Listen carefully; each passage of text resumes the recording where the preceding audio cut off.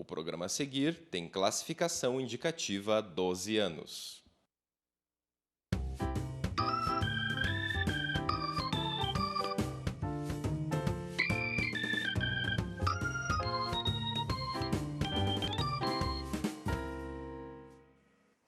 Olá, direto dos estúdios do Polo de Comunicação da Universidade Federal do Paraná, está começando mais um programa Cobras e Lagartos.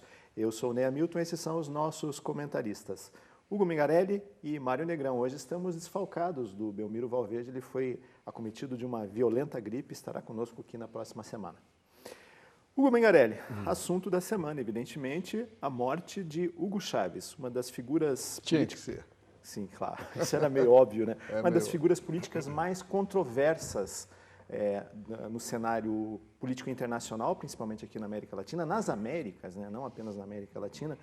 E eu começo com a seguinte pergunta, Hugo. Por que o Hugo Chávez ele desperta sentimentos tão antagônicos? Não existe um sentimento neutro com relação a ele. Ou as pessoas amam de paixão Hugo Chávez, ou as pessoas odeiam. Por que isso acontece? Ou por que isso aconteceu durante muito tempo? Puxa, é longo para responder, mas vamos tratar de dar minha opinião sobre isso. Isso me lembra muito a época do general Juan Domingo Perón, né? Ou seja, os que o amavam e os que odiavam. E a mim me dá a impressão que isso é uma questão muito nossa, muito de nossos países. Quando se chega ao poder, se odeia ao outro, e o outro odeia quem está ao poder. Ou seja, não há possibilidade de uma possibilidade de liamen. Não? O poder impõe uma forma de ser onde o outro não tem lugar. Eu teria que passar pelos 4 discursos de Lacan, que são os 4 discursos que estabelecem laços sociais. O discurso do mestre, do senhor, não? Aquele que o chefe, por exemplo, você aqui é um pouco mestre que nos põe a trabalhar a nós, né? Mas de repente esses lugares mudam. Não? Lugares para o discurso da histérica, aquele que, enfim, não concordo muito, não como a ciência faz às vezes, levantar questões, mas que estabelece sempre laço, o agente com o outro, há um laço estabelecido. Depois tem um discurso universitário, o discurso do saber, ou como também o chama Lacan, o discurso burocrático, já que detrás de cada professor há uma infinidade de livros, indicações, bibliografia, que trata de sustentar esse discurso. E por último, o discurso do analista, que é do psicanalista, mas também nós, às vezes, quando estamos aqui, estamos nessa posição de análise, tratando de entender o que há por detrás do que supostamente estamos vendo. São 4 discursos que estabelecem liamen, que pode, e que não nos ficamos só em um discurso, sino que nós vamos de um discurso para o outro. Ora estamos no discurso histérico, ora estamos no discurso do mestre, ora estamos no discurso universitário, e às vezes, quem sabe, também estamos no discurso analítico. Isso estabelece liamen. Mas nesta terra, da forma como se estabeleceu na América a conquista, em nenhum momento, porque para que se estabeleça esse diálogo, deve existir algo similar entre a gente, deve ter algo em comum. Mas quando chega um cara que, como Colombo, que disse que o índio tinha um só olho, que era cíclope, ou que tinha rabinho diabólico, evidentemente esse outro que estava aí não aparece como um semelhante, aparece como algo totalmente estranho. Ou eu me imponho em cima dele, ou ele se vai impor em cima de mim. Ou seja, se funda, diríamos, essa relação através de uma violência atroz. Se nós analisamos o que toda a nossa cultura se fundou sempre assim. Por isso te dizia a vez passada, não sei se às vezes sou um pouco meio perdidão e vocês não me entenderam, que não se trata de direita ou de esquerda, não se trata de bonzinho ou não bonzinho, está com o povo ou em contra do povo, se trata do lugar que se ocupa. A Argentina, por exemplo, é um país de exilados. Não foi por casualidade que Fernando Pino Solana faz tangos o exílio de Gardel, que não é de Gardel. Então, nisso, quando sobe Perón, disse: nosso inimigo deverão ser todos sujeitos a nós. ou evita mesmo. Ai, quem se levante contra Perón. Com meus descamisados voltarei, morto ou viva, e não deixarei um tijolo que não seja peronista. Pense na violência que não encerra isso. Aí vem o outro, o senhor Ramón Camp, chefe da polícia de Buenos Aires, de 75 a 79. Deus me pôs neste lugar e graças a isso eu consegui executar 3.000 bandidos. Ou seja, cara, executou 3.000 sem nada, em nome de Deus. Como em nome de Deus entraram os espanhóis também aqui. Quer dizer, quem exerce o poder não deixa de exercer com certa barbárie. Essa é uma das questões que marca, pelo menos, a cultura argentina, e me parece que muitos países da América Latina que foram colonizados, da maneira que foram colonizados, também. Não acredito que isso desapareça. Então, o que é o que representa Chávez? Claro, Chávez representa o sector mais sofrido da Venezuela. Poxa, existia um 24% de miserável quando entrou Hugo Chávez. Hoje tem 7%. Em 4 anos, 5 anos, ele conseguiu alfabetizar 2 milhões de pessoas. Tinha 2 milhões de crianças que não podiam ir à escola porque não tinham documentos. E ele os botou na escola igual. Nunca tinha sectores que não sabiam o que era médico, porque os médicos venezuelanos só atendiam a elite. Ok, deu petróleo para Fidel e Fidel le mandou os médicos que estão acostumados a andar com os pobres, com o povo. E encheu médicos por todos lados. Claro, de repente ele tem toda uma forma de ser que vão atacá-lo por esse lado. É muito complicado, é muito complexo. Você disse, realmente é muito complexo poder tratar de entender. Claro, seria muito melhor que ele pudesse fazer isso e dar a possibilidade de que outros se manifestem, mas isso... Mário, quando muito se falou, se escreveu sobre Hugo Chávez, e ele é uma figura, quer dizer, para nós brasileiros, nós temos uma forma peculiar de ver as coisas, nós temos uma cultura diferente da cultura hispânica, que colonizou quase que a totalidade do continente. Esse é um ponto importante. Mas sempre se reduziu o Hugo Chávez a uma palavra, populista. Isso a gente vê em todos os lugares, quer dizer, um populista de esquerda. Será que é uma personalidade tão rasa, assim, tão simples, ou ela é mais complexa e nós não temos condições de analisar isso? Por meu próprio divertimento e gáudio, eu gostaria que fosse tão simples assim. Mas, infelizmente, não é, né? Primeiramente, assim, vamos fazer uma puxada histórica aqui, porque o Hugo fez uma boa puxada psicanalítica e depois fez uma análise assim, comparativa, né, da sociedade argentina, né? Como, digamos, titular ou exemplificante assim, do que ocorre na América Latina. Muito bem. Eu queria dar outra puxada. Eu acho assim, que nós estamos assistindo um grande teatro, né, há muitos e muitos e muitos anos, que é o embate entre duas concepções de Estado. Né, porque eu acho que é nisso que eu ponteio meus argumentos. Né? Primeiro, assim, a concepção de Estado liberal, que veio de John Locke, né? Em que o Estado existe para ser, na verdade, limitado, né, pelo direito da individualidade de cada um, né, e que o individualismo e o direito pessoal de cada um que é soberano. E o Estado existe apenas para garantir isso. Né? E todas as manobras de direito, constitucionais principalmente, estão ali para fazer isso, para garantir essa garantia. Não é? De que o Estado jamais vai invadir o direito individual. Ok. Isso foi um ponto de partida. O outro ponto de partida foi de Rousseau, veio da Revolução Francesa, onde era exatamente o contrário. Né? O Estado estava para proteger o povo como uma sociedade. Dali derivaram duas correntes, né? Digamos, uma concepção sociológica do Estado e uma concepção deontológica do Estado. E essas concepções vêm passando de Max Weber para isso, para lá e para cá, que é muito longo para a gente falar aqui, mas numa tecelagem extremamente interessante que culmina nos dias de hoje. Eu acho que o Hugo Chávez representa uma determinada concepção de Estado, que eu não digo que é melhor ou pior do que qualquer outra, porque realmente, como o Hugo falou, ele conseguiu grandes benefícios para o povo dele, mas eu também retruco dizendo que o Hitler também fez isso, né? Que qualquer estadista que tem todo o poder às suas mãos, ele consegue fazer alguma coisa de bem, não é? Ele consegue fazer alguma coisa de bem, porque ele tem autoridade na mão. Ele tem o poder na mão dele. E com o poder, ele realiza alguma coisa. Ali é uma questão de você saber o que vale mais para cada um, sobre que concepção você está. Por exemplo, se você está dentro de uma concepção liberal, você diria assim, não há nenhum benefício, né, dessa visão, digamos, utilitarista, teleológica de Estado, né, que o Estado tem uma finalidade, né, que suplante a minha liberdade individual. O meu direito de ser, de existir como indivíduo é soberano e mais importante. Pois bem, existem as pessoas que acreditam nisso, né?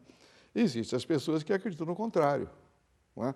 E essa tecelagem está sendo representada não no Hugo Chávez, porque se a gente olhar como um tabuleiro de xadrez, né, Hugo Chávez pertence a um quadro muito maior, não é, que é o estado geopolítico do mundo como ele é hoje. Vamos olhar aqui, quantos governos, quantas concepções lockeanas existem no mundo, quantas concepções russonianas existem no mundo e como que elas se articulam. No meu ponto de vista pessoal, eu acho que isso é metade do filme, não é o fim do filme, né? O fim do filme, eu gosto muito do Norberto Bobbio, né? Porque o Norberto Bobbio tem essa visão, que nem todo mundo acredita, muitos disputam, com até muita autoridade mesmo, mas que a internacionalização do planeta, a internacionalização dos direitos e do direito, né, é o que vai ser a solução final para a felicidade desse planeta nos séculos futuros. Eu vejo como uma história em andamento. Então, o Hugo Chávez simplesmente representa para mim a facção América Latina, a nossa facção aqui, a nossa contribuição para esse grande tema, esse grande diálogo, essa grande conversa que existe no planeta, né? Essa é a minha visão, digamos, benevolente do Hugo Chávez, né? Uhum. Eu, pessoalmente, como sou um liberal de casca grossa, né, e realmente acredito que a liberdade individual é mais importante que qualquer outra coisa no mundo, eu não posso compreender que eu possa ganhar 1 ou 2 benefícios, por exemplo, a educação melhora, a saúde melhora, isto, aquilo melhora, mas a liberdade individual desaparece quando você cala absolutamente a imprensa, quando você cala a televisão, quando um presidente moribundo chega na televisão e diz assim, vocês vão votar no Maduro, né, como uma ordem, como digamos, um imperativo para o povo, né, para, deem continuidade para as minhas ideias e para o meu projeto. Eu acho isso é um retrocesso, ao meu ver, porque eu sou uma pessoa que partilha desse ponto de vista, né? Não sem respeito nenhum por quem partilha do outro ponto de vista, porque eu acho que tanto um ponto de vista quanto o outro vão morrer, né, eventualmente, nessa diluição que vai ser o mundo do futuro. E eu acredito que no mundo do futuro nós vamos encontrar uma solução melhor do que o egoísmo inerente do individualismo, que eu reconheço, não é? E a cegueira absoluta, né, do pluralismo, né, que representa o outro lado. Então, eu vejo com muito interesse tudo isso. Eu acho uma pena, por exemplo, que um país da América Latina agora perca essa oportunidade, né, de levar adiante esse projeto, porque esse projeto só vai contribuir para um bem maior, não é? As experiências que o chavismo trouxe para a América Latina vão se somar às experiências neoliberais do Lula, não é? E tudo isso vai servir para os venezuelanos e para os brasileiros, para os argentinos daqui a 20, 30 anos, como um arcabouço de experiências que vai criar um novo mundo, uma nova América Latina. A América Latina, eu acho que é a promessa do mundo futuro. A Europa se esgotou, né? Os Estados Unidos implodiu, né? China e a Rússia deixou de existir. E a China é uma incógnita. A China é uma incógnita imensa. É uma esfinge, é uma incógnita imensa do que vai ser. Então, eu fico olhando, eu gostaria de viver 200 ou 300 anos para ver onde vai terminar essa história, né? São 2 coisas que eu queria ver até o fim. Guerra nas Estrelas, né, e a história política do homem, até o fim. Hugo, o Mário lhe mencionou, quer dizer, o que seria uma figura autoritária, quer dizer, o que seriam os efeitos colaterais do chavismo, mas a gente não pode esquecer que esse contexto, quer dizer, o chavismo, ele só surgiu porque houve um caldo de cultura propício para o surgimento dele, quer dizer, um sistema corrupto, quer dizer, porque o sistema que existia antes do chavismo na Venezuela, a Venezuela não estava em melhor situação do que está hoje com o Hugo Chávez, talvez numa situação econômica pior, mas as condições gerais da população estão melhores. Então, quer dizer, quem sustenta a Venezuela economicamente, que é a produção de petróleo, quer dizer, hoje ela não é mais tão eficiente como era antes do Chávez. Mas, por outro lado, a divisão dos lucros do petróleo são mais igualitários. Então, quer dizer, na verdade, essa distorção política ou histórica que seria, estou colocando isso no condicional do Hugo Chávez, não está acontecendo por causa de uma outra distorção política existente previamente? O que eu escuto Mário a falar sobre a liberdade individual. Eu me lembro uma vez o que falou o general Perón. E quero dizer que não me estou identificando, porque estou tomando distância de todo tipo de fanatismo. Não quero nenhum tipo de fundamentalismo mais em minha vida. Mas Perón tinha uma frase muito boa. E sim, antes tinha liberdade. Por exemplo, o povo tinha liberdade de morrer de fome, de morrer de doença porque não tinha hospital onde ser atendido, de morrer de qualquer coisa, até da violência, porque não tinha estrutura para que a ordem funcionasse. Isto é, que liberdade é essa? Como podemos falar de liberdade individual dentro de uma sociedade que nós somos fundamentalmente sociais? Que minha liberdade depende justamente de uma estrutura determinada. E não depende simplesmente de que eu sou livre por ser livre por natureza. Por natureza, sou o cara mais escravo que existe. Desde que nasci, sempre fui sujeito a um outro. Se o outro não está à frente de tu, se não estava tua mãe, teu pai, teus professores, você não seria o que é. Sempre alienado a um outro de entrada. Essa questão da liberdade é uma mentira. Volto a trazer a definição que esse monstro maravilhoso de João Guimarães Rosa nos dá em Grande Sertão Vereda. Liberdade talvez seja aquele alegre, pobre caminhozinho no dentro de ferro de grandes prisões. Então não vamos sair com o mito da liberdade. O mito da liberdade, o mito da igualdade, o mito da fraternidade. É puro mito, isso é o mito da Revolução Francesa, que eu chamo de um mito bastante perverso. Eu não quero ser igual a vocês, mas quero ser semelhante, onde possa ter diferença e alteridade para me poder ver e poder ver o que eu não vejo de mim mesmo. Me entende? Então, voltando à questão de Chávez. Chávez é típico de qualquer líder da América Latina. E estão surgindo em Equador, vai a crescer mais em Peru, na Bolívia. Existe por uma questão de tradição. O problema é o seguinte, e aí concordo contigo. Entre o poder e o outro, já não existe mais a possibilidade que liamem, que esses discursos que falava antes, desses 4 discursos, se estabelece. Aqui não há um corte. Não há possibilidade. Então, é muito difícil, porque os efeitos não são efeitos sociais, são efeitos subjetivos. Nós nos fazemos em um tipo de sociedade onde, evidentemente, há momentos em que te coloca de fora. Eu não vou falar da minha vida, e nem de tango argentino e marginalização. Porque quando um argentino me falou que o argentino era marginalizado, eu fiquei bravíssimo. Mas me pus a trabalhar e descobri que eu sou marginal. Eu sou marginal até agora. Como nasci como filho natural. Para colmo, meu pai era judeu. Eu tive uma cultura cristã, católica, apostólica, romana e tudo isso. Mas veja quantos elementos já de marginalização. E para colmo, me venho morar ao Brasil. Sou um gringo, sou um estrangeiro. Por muito que tenho toda a minha vida aqui, amo profundamente este país, mas sou um gringo, ou não? Me entende? Então, esse tipo de questões a gente tem que ter muito claro. Lá em Peru, na Argentina, no Brasil, você diz que aqui os portugueses foram diferentes que os espanhóis? Que é o que os índios falam até agora, nossos aborígenes?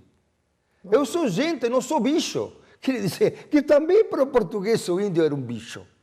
Então, não foi diferente. Porque viriam a zarpar, a roubar, a tirar. Não estavam preocupados. Ainda os espanhóis se preocuparam mais, porque pelo menos fundaram universidades, criaram... Aqui não. Se não vinha João VI aqui, eu acho que até agora estamos com os bandeirantes aqui.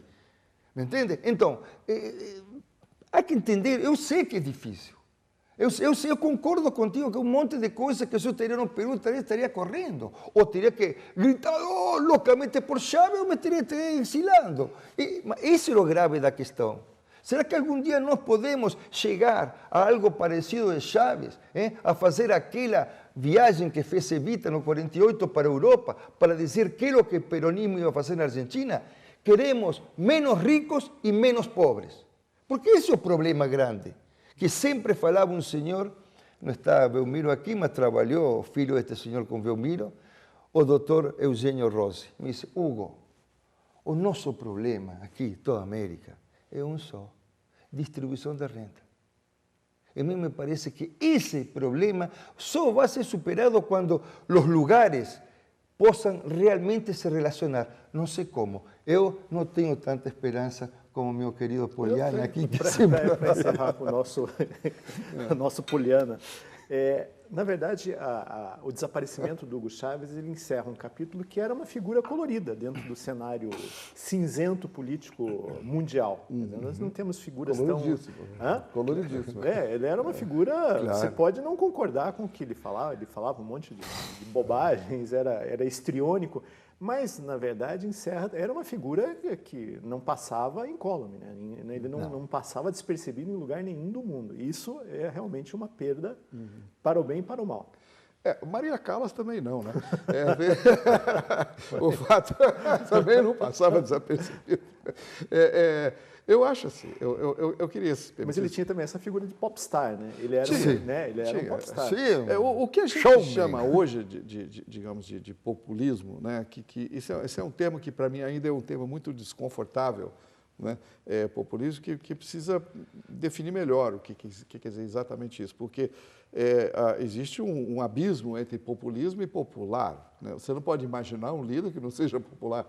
Um líder impopular é uma contradição em si mesmo. Não é um líder, né? Não é um líder, é um reduxio ad absurdum terrível, né? Coloridíssimo até, né? Não, todo líder tem que ser popular. O populista, na minha definição, é aquele líder que usa a popularidade dele para impor suas ideias. E isso é perigoso, não é? Porque isso não está muito longe do Marquês de Sade, não é? Onde a sedução passa a ser um modus operandi, né? E não passa a ser mais uma característica que o indivíduo tem. O Harry Truman também era muito popular, não é? Mas ele teve que abrir mão de muitas posturas pessoais, inclusive com a bomba nuclear, que ele era absolutamente contra, né? Para atender o grito da maioria. Eu queria dar uma puxadinha aqui, que você me provocou, não vou resistir, né? Da coisa da liberdade, né? Sim. Você permite eu desviar da tua pergunta um pouquinho? Claro, seja breve. Tente ser breve. É assim, eu acho que a liberdade é uma coisa muito difícil de definir, mas eu colocaria em termos simplórios até, né? Que ela resulta de uma conjunção de forças entre duas tensões básicas, né? A primeira tensão é a tensão entre igualdade e autonomia, né? Você não pode ter um sem ter o outro. Na medida que você aumenta a igualdade, você diminui a autonomia das pessoas, não é? E acho que poucos argumentariam contra isso. E na medida que você aumenta a autonomia, você diminui a igualdade. Isso é um campo de forças que cria uma tensão, uma dialética constante, onde a liberdade fica meio perdida no meio disso tudo, né? Qual que é a minha liberdade mesmo, né? A liberdade de ser diferente ou a liberdade de ser igual? Não é? O mundo tem mostrado que o bom senso aqui, né, é você descobrir quais são os pontos que todas as pessoas têm em comum, estabelecer isso como estatuto, por exemplo. O primeiro a ser feito isso foi o Estatuto do Direito Universal do Homem, né? E depois deram filhotes da mulher, da criança, do idoso, e vai assim, vão ter muitos estatutos ainda que estabelecem assim, aonde que nós somos iguais, aonde que, indisputavelmente, somos irmãos, né? E tudo que sobra é o direito à diferença que eu tenho, não é? É o direito à diferença que me pertence como uma coisa sagrada. Então, isso é um campo de tensão, né? O Norberto Bobbio até leva melhor, né, entre liberdade e poder. Toda vez que você dá liberdade, você tira poder. Toda vez que você dá poder, você tira liberdade. Mas eu colocaria, assim, esse campo de tensão dentro desse primeiro que eu mencionei.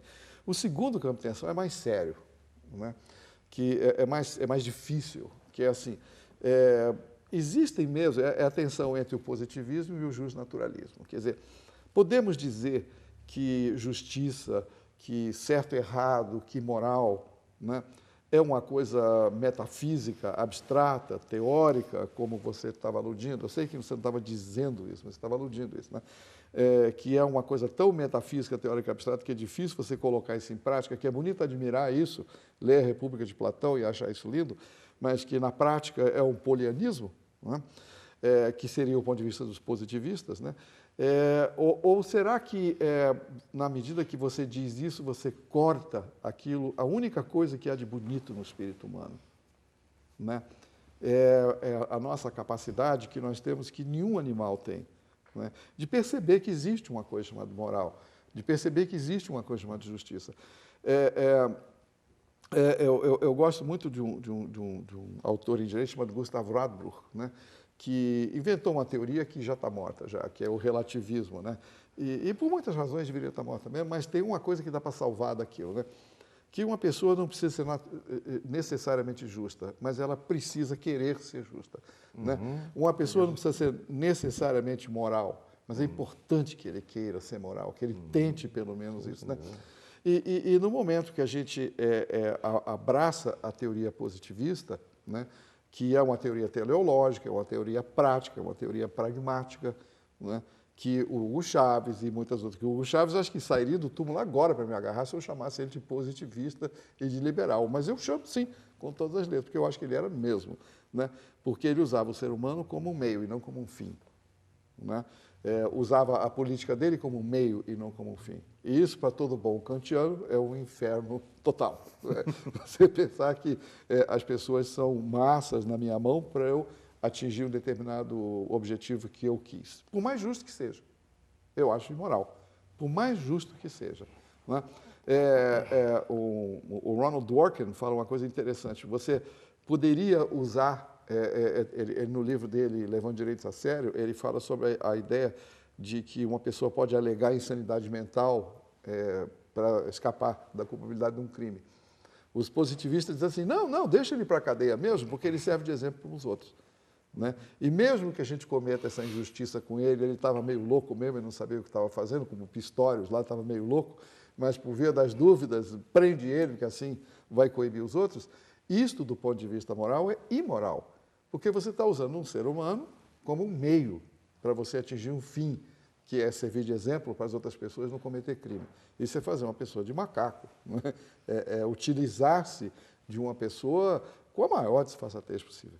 Então, eu acho que liberdade é algo que se coloca no meio dessa tensão. A liberdade, eu concordo com você que a liberdade é muito difícil de falar dela, até de sonhar com ela. É mais difícil sonhar do que falar, né? Mas eu acho assim, eu sou Radbruchiano nesse sentido. Eu acho que o dia que a gente parar de desejar de ser livre, o dia que a gente parar de desejar de ser justo, aí nós estamos perdidos. Sim. Nós estamos absolutamente perdidos. Porque não existe nem a liberdade nem a justiça, a não ser como pura utopia, que nos faz mudar. Por isso que é importante separar entre legalidade e justiça, exato, que não é exatamente o mesmo. Eu estava querendo... Mas eu queria te colocar rapidinho, bem rápido, não, só rápido. Agora está se divertindo com isso. Não, o assunto, Marito, é o seguinte, pensa um pouco. Tudo o que você fala é muito importante, mas você está em uma sociedade e está em um sistema econômico determinado. E esse sistema econômico determinado determina, por exemplo, que uma grande massa não tenha possibilidade sequer de se aproximar a uma reflexão em torno disso. Então, o problema é liberdade para quem, justiça para quem, dentro de um sistema. Isso é o positivismo. Qual? Isso é um pensamento positivista. Não, eu me pergunto, não sou positivista, eu me pergunto que liberdade tem, o que há, porque você fica... Mas não tem liberdade, só tem o desejo. Claro, então nós caímos no Lacan aqui. Isso tudo só o bem, desejo. exatamente. Aliás, não é Lacan, perdão, quem disse que o desejo funda o homem é Spinoza. Até porque, para encerrar a discussão, a medição, os medidores de liberdade são absolutamente mutáveis. Né? Mutáveis. São absolutamente abstratos. Né? Porque o dia que deixar de ser, passa a ser positivista, são comandos. Seja livre, Cobras e seja feliz. Cobras e Lagartos vai fazendo um rápido intervalo, já voltamos para falar sobre elas.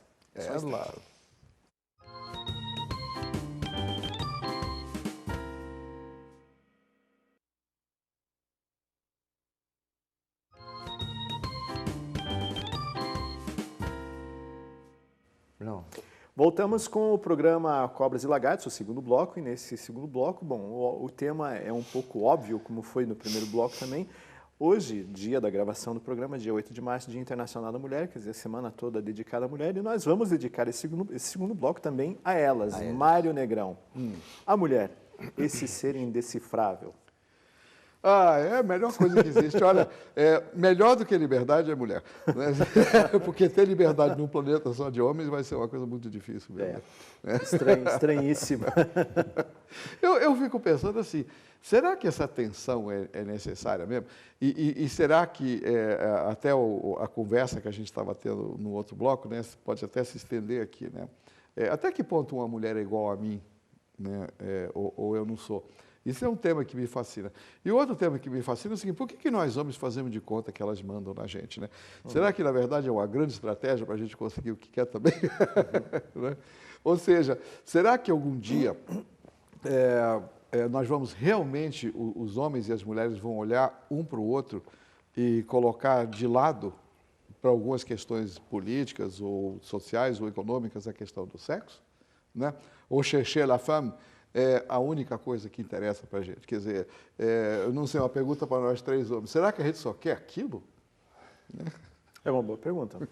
Hugo Mingarelli. Você só quer aquilo? Aí está a questão, que a gente não só quer aquilo. Porque se fosse só aquilo, acho que o mundo não teria muito para dar. Por que tão bom? Sim, bom, mas eu acho que você não só fica naquilo. Não estou dizendo que aquilo não seja bom. Agora, ficar só naquilo me parece já que é uma coisa para discutir. Aliás, a esta altura do partido, eu não sei se poderia ficar só naquilo. Ficaria um pouquinho e nada mais, cara, porque não daria ficar só naquilo o dia inteiro. É a única obsessão que é realmente divertida. Então, eu acho realmente que a mulher é o princípio e o fim de todas as coisas. Eu acho que elas mandam, sim. Só que elas estão perdendo o mando. Antes mandavam muito mais, porque elas mandam desde outro lugar, não do lugar fálico, tão fálico que a mulher está hoje. Isso já lo tinha visto nosso querido Nelson Rodrigues. Já nos anos 60, Nelson falava que a mulher cada dia é menos mulher e o homem menos homem. A lógica é simples, quando a mulher é menos mulher, o homem menos homem. Isso é uma questão que chama a atenção, não? Não quer dizer que a mulher tem que ficar na cozinha. Hoje, se você fala que a mulher fica na cozinha, te podem prender, não? Por machista. Eu acho que ele é assim, o começo e fim de todas as coisas, não? A mãe, não? A mãe, porque temos que pensar na mãe. Freud falava que havia 3 mães. A mãe que me pariu, a mãe que pare meus filhos e a mãe que me receberá de braços abertos, a mãe terra, não? E uma vez, há muito tempo, acho que foi em 91, 92, 93, eu montei Love Story, não, Love Histeria, e me fizeram uma reportagem, no que seria agora, era o Canal 12 naquela época, não? E eu falei nessa reportagem que, me desculpe Marx disse que foi a luta de classes que movimentou a história. Eu digo que é o enigma feminino que movimenta a história. Porque a mulher é um enigma indecifrável. E esperemos nunca possamos decifrar esse enigma. Porque o dia que deciframos esse enigma, acaba a poesia, acaba futebol, acaba tudo. Agora, por que elas não falam isso da gente? Pois é. Porque está na questão, eles não sabem. A questão eu não sou o enigma. Ele não sabe. Pois é, essa Eu questão. também quero ser o enigma. O homem sempre vê a mulher como um enigma indecifrável. Mas e a mulher vê isso como, vê o homem como um enigma indecifrável? Claro que Não, isso vê daqui é como idiota, uma discussão manobra. estranha, né? Porque é o Clube do Bolinha, é o Clube do Bolinha discutindo o Clube da Luluzinha. Mas você, como terapeuta, Mário Negrão, a mulher vê o homem como um ser indecifrável ou nós somos realmente básicos? Existe até uma piadinha, né? Que um diagrama no homem e mulher, né? O homem tem um botão só para ligar, né, a máquina, o homem com máquina é apenas um botão. A mulher não, a mulher é cheia de botões, luzes e alavancas e tudo. O homem não, o homem é básico. É realmente isso? Olha, será que quando a gente fala isso, e isso parece ser muito verdade, né? Mas será que quando a gente fala isso, a gente está falando de mulher, a gente está falando de mulher ou está falando de casamento? Né?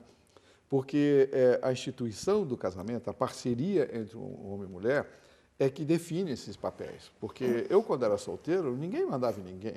Todo mundo só se divertia. Não é? Só estávamos juntos para se divertir, para curtir a vida, para curtir sexo, para dar risada, para fazer coisa. Aliás, eu, pessoalmente, falando muito pessoalmente, eu não aceitaria nenhum casamento que não fosse assim. Né? Porque se casamento é simplesmente migrar de um emprego para o outro, né? Eu prefiro que me pague em dólar. Né? Eu em euro. Porque você vira um idiota, você vai fazer as coisas e vai ser pago em sexo, a moeda é sexo. Quem vai ser bobo de aceitar um negócio? Você pode ter de graça, por que você vai pagar? Não é? Então, o que eu acho que é absolutamente curioso é esse papel. Agora, se você olhar assim, né, pela história fora, né, eu estou tendo arroubos históricos hoje, mas se você olhar pela história fora, o papel do casamento sempre foi muito mais isso, né? Sempre foi uma parceria para vender peixe ou para plantar milho, do que realmente para ser feliz um com o outro, né? Para ser feliz. Quando o indivíduo casa, você vê, quando a gente casa, a gente sempre faz essa brincadeira, acabou minha liberdade, acabou tudo isso, falando como se isso fosse o... Se casamento fosse legal, não precisava de testemunho, né? nem de assinar nada, né? Claro, e que casamento... Realmente, né? Você pode, se você for olhar de uma maneira estatística, isso já foi visto, inclusive, pelo IBGE, e bem visto, né? Que homens solteiros ganham menos dinheiro, são menos bem-sucedidos. Eles se divertem mais, talvez, mas eles ganham menos e são menos bem-sucedidos nos seus empreendimentos do que... Então, quando você fala de homem e mulher, eu acho que precisa traçar esse véu aqui, traçar essa diferença, né? Será que a gente está falando da relação quintessencial entre o homem e a mulher, né? Essa coisa da alteridade, do companheirismo, do sexo, da risada, do divertimento, não é? Dessa coisa, desse meu companheiro de viagem na vida, né? Ou eu estou falando de alguém no sentido utilitarista, né? Quer dizer, uma mulher como uma pessoa que está comigo e nós dois juntos vamos dividir tarefas de criar criança e fritar linguiça e ganhar dinheiro e com isso todo mundo é feliz. Isso é um empreendimento, né? Isso não é um relacionamento.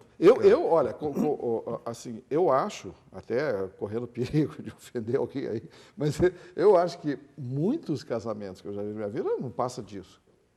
Entendeu? É simplesmente uma relação útil entre duas pessoas que jamais iriam para a cama um com o outro, né, se eles não tivessem um empreendimento muito bem sucedido.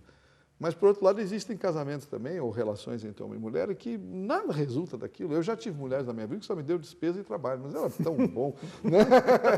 É tão bom, porque ali não é uma utilidade que se busca, né? E sim um próprio sentido da vida, de gozar a vida, de curtir o dia a dia, de acordar com a cara legal do seu lado no travesseiro, né? E não de acordar de madrugada, como acontece com o solteiro muitas vezes, assim, quem é você mesmo? De onde que você veio mesmo?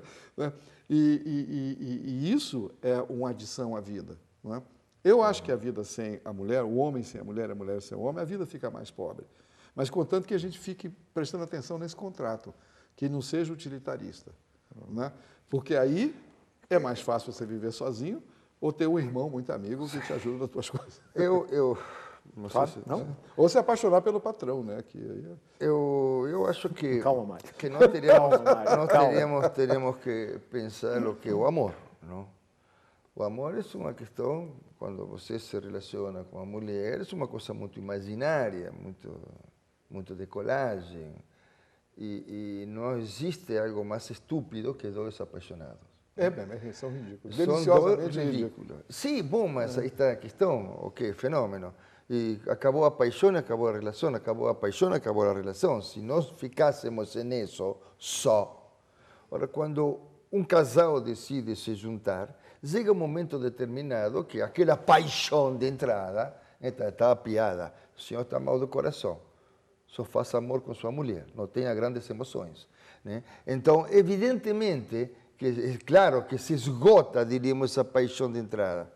Mas certas conquistas, me desculpa, você la toma como utilitarismo, mas certa conquista que o homem consegue em sua profissão, em sua vida, a mulher consegue em sua vida, os filhos que vêm, a casa que se constrói para que os filhos cresçam, a mim não me parece utilitarismo. A mim me parece uma coisa de um peso simbólico muito grande e que hoje se perdeu.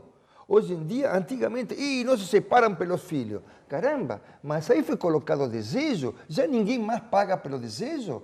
Ou você tem filho para quê? Para que los cuide outro, para que vão perdidos por aí? Não. Se teve filho, então você tem um compromisso aí. Você tem que, de alguma maneira, pagar por isso. Me entende? Ou seja, você tem que pagar pelo desejo.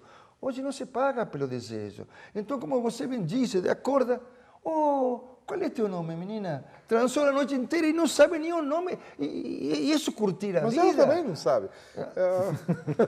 Me desculpe a tua visão. Por exemplo, prefiro conquistar a mulher, claro. E para a cama não tem dúvida nenhuma, acho que sou o quê? Sem dúvida, mas acordar de manhã e dizer o nome dela, e não, o que está fazendo aqui, quem é você? Me desculpe, não me parece que, para mim, a vida não se curte assim. Você Eu acha que sempre nós curti uma mulher e tratei de alguma maneira de me envolver plenamente com ela. Teve aventurinha, mas muito pouca. Muito pouca. Romântico incorrigível. O romântico Uma pergunta, vitoriano Mário, a gente sempre falou, ou pelo menos existe um estereótipo de que a mulher sempre procura o príncipe encantado. A gente pode dizer que com a mudança dos costumes, isso mudou hoje? Quer dizer, o que a mulher procura? Ela procura o príncipe encantado ou ela procura um ogro com bons modos? Ela acaba procurando uma coisa e O príncipe encantado e o ogro de bons modos. De novo, olha aí, você vê que a gente sempre coloca uma coisa utilitária, teleológica, finalística nessas coisas, né? Eu vou ficar socrático aqui, vou responder a tua pergunta com outra pergunta, né? Será que nós somos essencialmente poligâmicos? E apenas a maior parte das pessoas que eu conheci na minha vida, inclusive eu, são poligâmicos por natureza, que se constrangem de repente dentro de uma relação, né? Ou porque se interessou por aquela pessoa e se apaixonou, né? E ficou constrangido de dar vazão à poligamia, mas sonha com aquilo o tempo todo, né? E simplesmente por uma questão de autonomia, né? Diz assim, tá, eu posso ter todas as mulheres do mundo, mas eu posso também não querer, eu posso gostar de ficar aqui. Acho que eu vou ficar por aqui mais um pouco. E quando você vê, você está com 80 anos e está morrendo e está com a mesma pessoa. Eu acho isso uma coisa deliciosa, né? Eu imagino que eu esteja vivendo isso, né? A outra coisa que para mim é um pesadelo é a monogamia contratual. Você já imaginou que horror uma mulher chegar para você e dizer assim, eu sou fiel a você, não porque eu acho você gostoso, nem porque eu acho você lindo, porque eu sou uma mulher honesta. Né? Assim, pô, mas que saco, né? Então seja desonesta, me trai e me deixa logo a oportunidade de trair o tanto que eu quiser também. Né? Quer dizer, essa é a pergunta, acho que é essencial. Será que nós somos gaivotas mesmo, né? E nós somos monogâmicas e vamos procurar esse príncipe encantado, ou até esse ogro simpático, né? No fim da nossa vida, e aí que seremos felizes? Ou será que nós somos, na verdade, um bando de cachorrão e de galinha que está solto por aí e que, de repente, um se constrange com o outro e, quando acorda, olha, já são 30 anos que nós estamos juntos e ninguém pensou em ir embora. Né? Mas nós temos a liberdade de ir embora. Eu pessoalmente, eu tenho uma frase que eu acho muito importante para a relação entre uma mulher. Né? Um casamento, uma relação entre um homem e uma mulher só funciona quando os dois têm a ampla liberdade de ir embora a qualquer momento. Sim, aí quer dizer que a gente está junto, o que quer. Agora, alguém chegar e dizer que está comigo por contrato, porque uma mulher honesta, primeiro que mulher honesta é a coisa mais chata que tem, né? Porque é mulher honesta ou porque ela cumpre os contratos dela, pelo amor de Deus, né? Eu não gostaria de ser uma apólice de seguro de ninguém, né? Nem gostaria de ter uma apólice de seguro. E a outra pergunta é assim, será que, até que ponto, qual é o ponto de ruptura entre o amor e a insegurança? Eu, como psicoterapeuta, eu assisto esse cineminha todos os dias, né? Das pessoas que não sabem se estão juntas porque elas se amam ou porque elas têm medo de se separar e ficar pior, né? E elas ficarem olhando sozinhas para a cara dela no espelho por resto da vida. Quer dizer, é uma pergunta que eu lanço para o telespectador. Você está por insegurança ou por amor? Eu queria retomar, porque senão eu vou ficar... Agora eu fui sacana mesmo. Vou ficar um puro aqui. Não. Eu, por dia, não fique puro. teria gostado de manducar umas 50 mulheres. Sem dúvida. Manducar é ótimo. Eu gostei do manducar. Só não me manduque. Porque eu também tenho esse lado. O problema é o seguinte. Você também tem um cachorrão? Para você manducar 50 mulheres por dia, é tua vida. Pera, manducar quer dizer cachorrão? Isso mesmo. Galinhar. Galinhar. Melhor galo. Galinha não, galo. Vamos dizer galo. O galo. Dá aquela cadela. Mas isso é uma questão que, em um campo determinado, se chama de castração de limites. Porque é constantemente dentro da universidade como se te abre a possibilidade de ter mulheres da cor que você quiser. E se você quiser, vai embora e pega toda. Epa, para um pouco. Existem momentos e lugares. Me entende? Agora, se eu me relaciono com uma mulher e eu estabeleço, diríamos, um pacto simbólico com ela, mínimo, do contrário não pode haver relação nenhuma. Bom, tudo bem, posso respeitar ou não, mas é uma questão de cada um, do foro interno de cada um. Me entende? Assim, não vamos entrar aqui a dizer e ser... Claro que às vezes, puxa vida, você sua para não pular em cima da mina. Isso é uma coisa bem normal. Eu não nego isso aí. Me entende? Eu não sou nenhum santinho, não? Agora me botava aqui e Deus me leva. Não, não se trata disso. Se trata, de repente, aquilo que vai fazer com teu desejo. Me entende? Você vai ser uma explosão pulsional que vai pegar todo o que encontra no meio do caminho, ou você vai fazer tua seleção e paga por isso, e se joga por isso? A mim me parece, porque se nós fazemos com as mulheres o que você mais ou menos está colocando aqui, imagine se isso se faz em todas as ordens. Ninguém mais sai na rua, cara. É assim, o direito nosso tempo já está estourado. O direito é igual para os dois. Pior ainda, a explosão é muito maior. A gente só pode se manducar se você dá para a mulher que está com você igual e absoluto direito de fazer o mesmo. Senão é machismo, hipocrisia. Bom, rapidamente para encerrar, sim. como uma espécie de Dá pra homenagem, ter o que os dois? seria do mundo sem as mulheres numa frase? Não sei, mas eu não gostaria de viver nesse mundo. Mário Negrão. Uma festa gay. Pareceu! Eu não sei o que seria. Não. Essa não estou, Não, meu peraí, irmão. para encerrar, Vai eu não sei o que sozinho. seria o mundo sem as mulheres, mas eu sei o que eu gostaria de ser se o mundo não tivesse mulheres. Eu gostaria de ser um extraterrestre. Cobras e Lagartos fica por aqui. Muito obrigado pela sua companhia, pela sua audiência.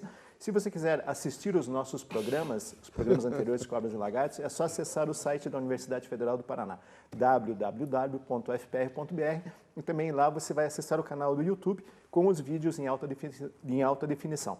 Obrigado pela sua companhia. Até a próxima semana com mais um Cobras e Lagartos. Até lá.